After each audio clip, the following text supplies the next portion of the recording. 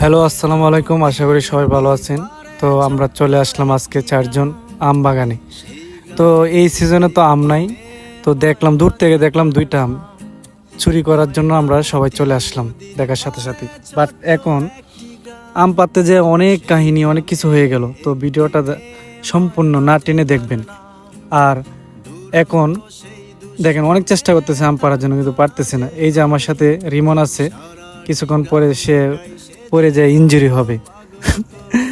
তো লাস্টে অনেক মজা আছে, ঠিক আছে? তো ভিডিওটা আপনারা দেখতেই থাকেন। অনেক চেষ্টা করতেছি আমটা পারার জন্য, সে বলতেছে আমাকে টান মেরে ধরে রাখার জন্য।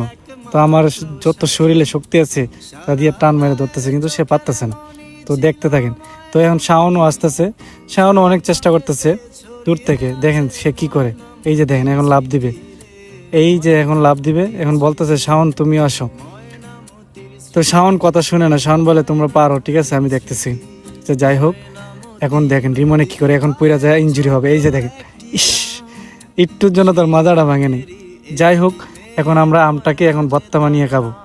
না ভর্তা না, এমনিতেই এই মরিচ, মরিচ আর কি জানি, এই লবণ একসাথে মিক্স করে আমরা এখন খাচ্ছি। এই যে রিমন অনেক টক আম।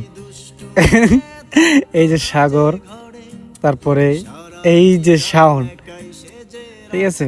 তারপরে কিছুক্ষণ পরে দেখেন শাওনে কি করে, কিভাবে আম খায়। এই যে দেখেন অনেক টক, সে অনেক টক পছন্দ করে। যাই হোক, এখন এই যে আমাকেও দেখতে পারবেন, আমিও আম খাচ্ছি।